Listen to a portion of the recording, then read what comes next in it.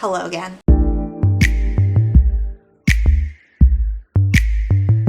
Recently someone said to me, Rachel, you should do more videos where you do baked book reviews. And I was like, you know what? Person in comments, I agree with you. I agree with you. Hi, my name is Rachel and today we're talking about I'm glad my mom died. While I definitely don't engage in the devil's lettuce because that would probably be against YouTube's monetization policies. I wouldn't want to do that. Today we're talking about I'm Glad My Mom Died by Jennette McCurdy, which is like the internet's sensation right now, and rightfully so. Jennette McCurdy can do no wrong in my eyes. This is the most relatable nonfiction book I have ever read in my life. I want to preface this video by saying I'm glad Jennette McCurdy's mom is dead too. Anybody who reads this is glad that Debbie McCurdy is dead. Let's be serious. First, I have to say thank you for being a friend to my patrons. First, to the patrons paying my therapy bills, which are Lex, SJ, Eric, Zachary, and Jill. Thank you all for the therapy. I also have to say thank you to my potato starch Marxists. In case anybody is new here and doesn't know what I'm referencing, there's a video where I talk about Christian homeschooling curriculum, which I grew up funny, so I engaged in Christian curriculums, and that joke is an inside joke that comes from that video. So in case you're concerned, oh, is this already hitting? Yikes. In case you're confused, the answer is in that video, so you can go watch it. Okay, my potato starch Marxists. Allison, Carby, what did my mouth just do? Oh fuck, I'm so sorry. Allison, Carlin, Ebby, Kate, Katie O, Marcella, Molly, Paige, Reba, Shannon, Sean, Chris, Sarah, Jules, CJ, Aaron, and Laura. I did it. There you go. If you want to join my Patreon, you can do so in the link down below. Nice. There's like early access voting privileges, behind the scenes stuff. Also, if you want to commission me for a book review, you can commission me to do the book review while high. I will do a baked book review if you would like me to. Anyway, commissions and Patreon are down below. Commissions are on Coffee. Patreon is on Patreon. You can commission me to review your book or somebody else's, either beta reading for your own book or reading a published. There's two different commissions, so yeah. Okay, anyway, you can also email me about that. Cool. Housekeeping is over. Okay, so trigger warnings for this book are emotional, verbal, spiritual, psychological abuse, also probably like financial abuse too. Yeah, financial abuse too. And sexual abuse, particularly from inside the family. So if that is a trigger, do not read this. As well as eating disorders, obsessive compulsive disorder, PTSD, alcoholism, and schizophrenia. You probably have heard about this book. If you haven't read it, I'm surprised because a lot of people have. If you have not heard of this person somehow, Jennette McCurdy played Sam on iCarly and in Sam and Cat. Now, iCarly was a little bit after my time, so oh, I'm feeling it. There goes my weight. The only time in which I engaged with iCarly was when I met my husband. I was 16 years old, and when I met him, he had a younger sister. I mean, he still has a younger sister, but his sister was quite a bit younger than us. She was like 11 or 12 years old, and she was really into iCarly. So the only time I watched iCarly was at my boyfriend, now husband's, house. I'm feeling the weed already. Jennette would want me to do this review high. It was sort of outside of my age range, is what I'm saying, to watch iCarly. And plus, I wasn't really a Nickelodeon watcher that much when I was young. I was busy watching important things on TV in high school, like Flavor of Love, 16 and Pregnant, other high quality programming, including the Food Network. Also Charmed reruns, it's my shit. And watching the seasons of Buffy the Vampire Slayer on DVD. Remember when DVDs were a thing? So all this to say, I don't really know much about Jennette McCurdy outside of this book. Like before this book, I knew very little about her. I could identify her on as that girl on that show iCarly that my boyfriend's little sister watched. Yeah. This book is not for iCarly fans, and I think that needs to be stated because that really is like Jennette's whole thing moving forward in her life, is that she does not want to be that girl from iCarly. She always wanted to be a writer, and her life took such a direction because of her mom that she had not intended on going if she had, had the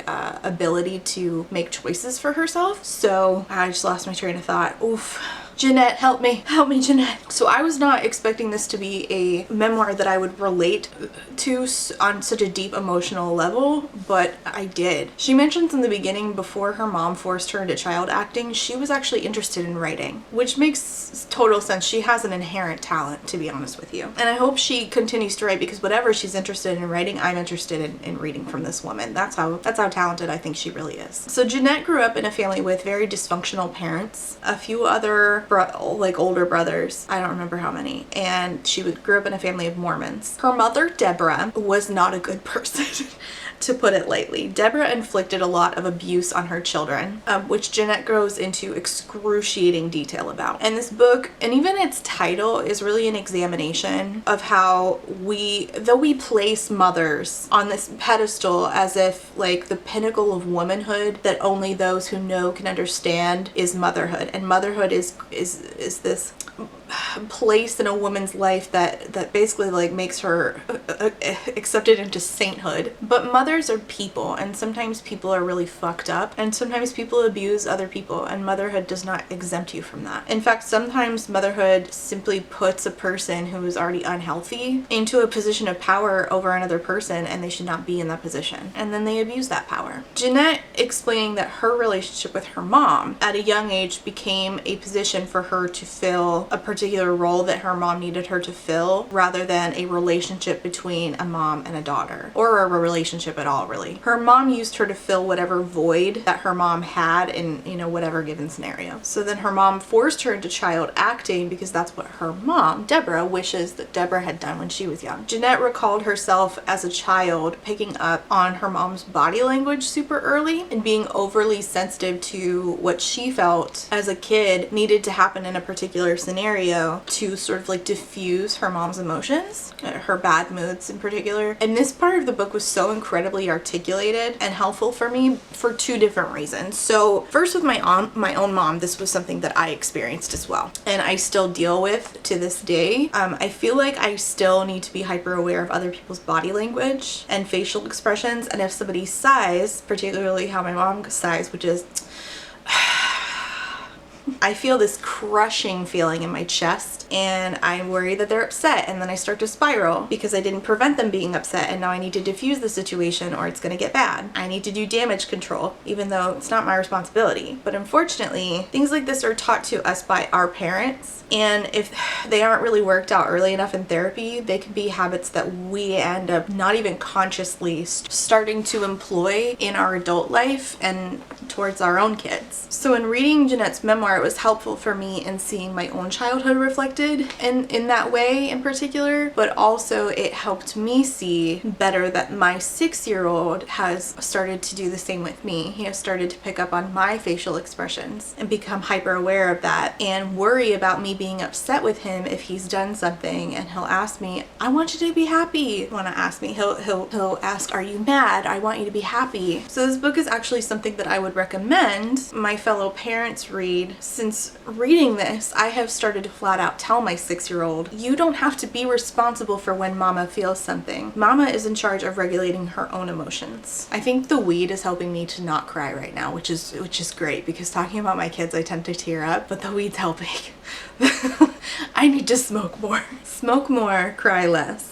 Jeanette started also dealing with OCD very young and thought that her OCD thoughts were the Holy Spirit. And holy shit, me fucking too. Mine started when I want to say 8 is the earliest that I recognize it. And in my brain, I kept thinking that it was the Holy Spirit doing discernment. The Holy Spirit telling me that it was good to tap certain objects and not tap certain objects. And if I were at the store, one thing on the shelf that it's two same things, like let's say it's 2 cartons of milk, one feels like the right one, but I need to tap the not right one twice before I pick up the right one. And unfortunately, I had a mom who did not recognize this as OCD, and similar to Jeanette's, didn't take it seriously. I saw some reviews that said, I thought this was supposed to be funny and I didn't find it humorous at all, and that was quite odd to me until I thought about it. If you're not a fan of dry humor and making fun of your own struggles with mental health and like really traumatic situations, if you don't work through your trauma by making dark jokes, and if you don't like dark humor in general, you will not find this funny. For certain, you will not like this. I thought it was hilarious. It reminds me of conversations I have with my friends about our struggles, where randomly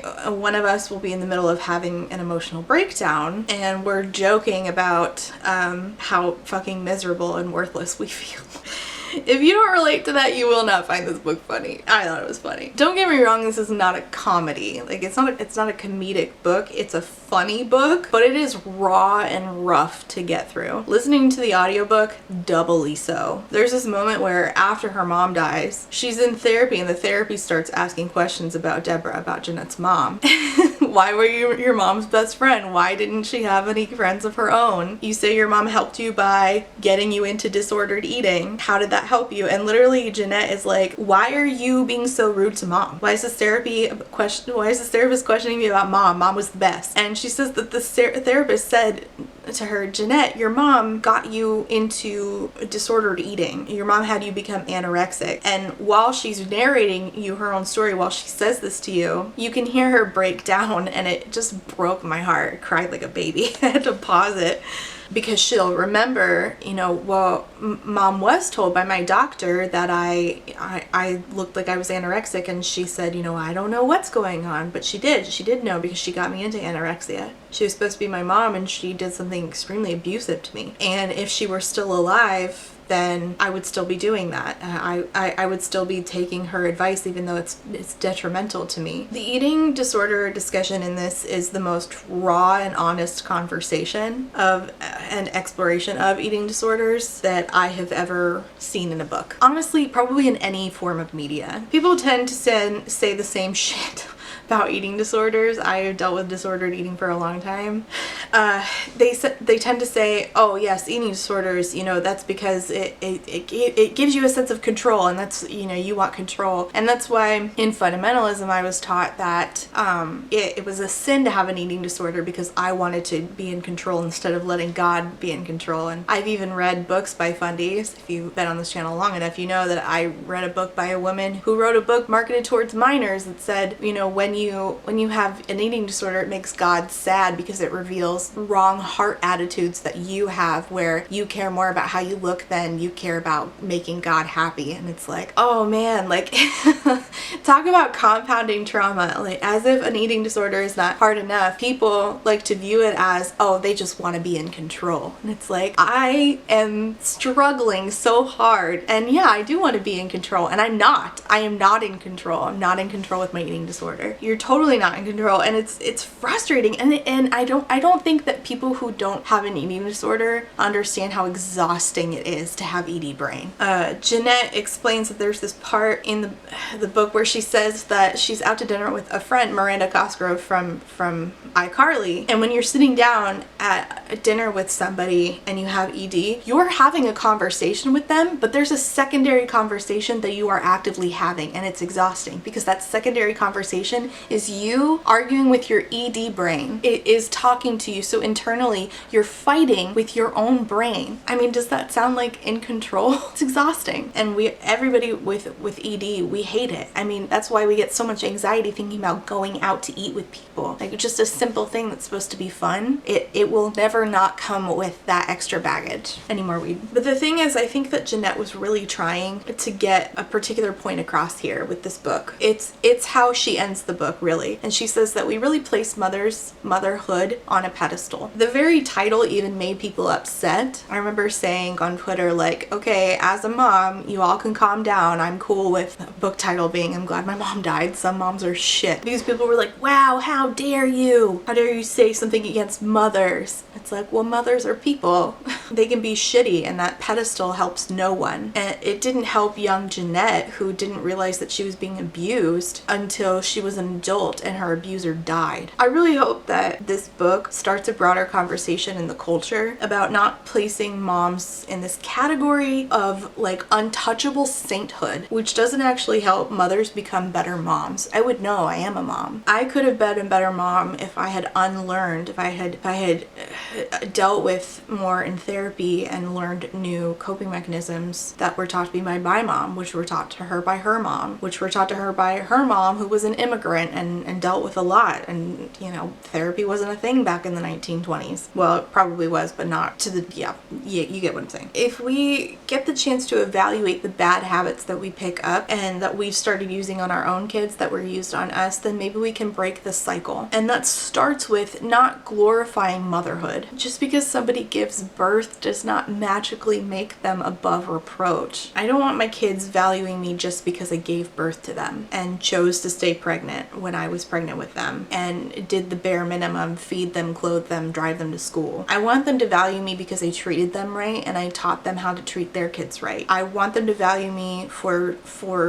when I fail, even though I try my best, that I apologize and that I try to make things better for them than I had and that my husband had. I want to ask, how can I do better for you, and take their feedback and employ it. I want to do what I wish that I had done for me, and I want to do better than what my mom had done to her and employ what she wished that she had, you know, had her own mother do. I also have a very tough relationship with my mother-in-law. I have probably talked about this in minor ways on here, but my mother-in-law is incredibly abusive, and one of the things that she really tries to get to me is by telling me that I'm a bad mom and that my kids are not safe with me, and telling her entire family this until, you know, people start to believe it, so that they'll put pressure on me so that I'll start to believe it. And it's interesting because she puts so much value in her title as a mother. She says repeatedly in the many voicemails that she leaves me and my husband, I gave up everything for you. I did the best I could. I bled on the table giving birth. I'm your mother. I don't ever want my kids to feel like they owe me anything. I want my kids to feel like they are loved by me, and I want them to be proud of me in my motherhood.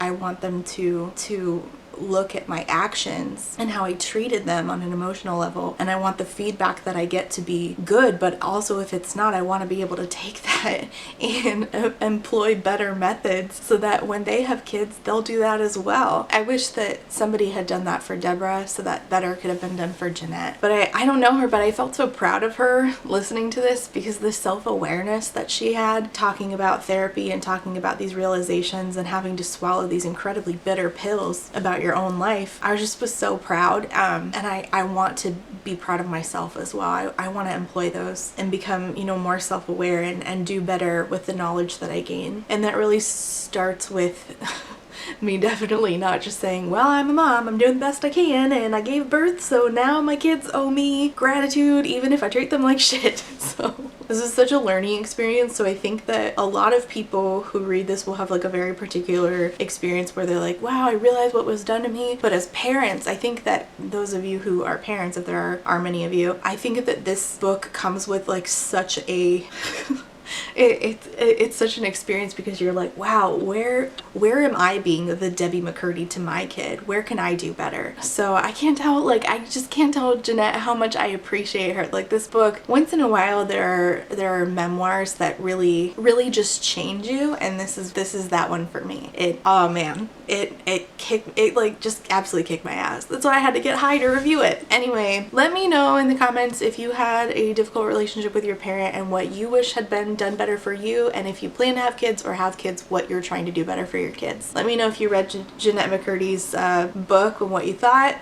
Let me know what you think about this idea that we place mothers on a pedestal in society. You know where I think that comes from? I think that because patriarchy says that women are relegated to like very small roles, particularly like, well, the best role for you is to be a mother, that whenever they do that, now men have gotten so used to rewarding women for fulfilling that one role that they think they are designated for. So I think that that is probably rooted in that somehow. Anyway, just thoughts from somebody who is a bit smoked. It's a bit torched. Anyway, okay, that's my review. Thanks so much for watching. Leave your comments and questions down below. Once again, thank you to my patrons, and let me know what you want me to review next. Okay, bye.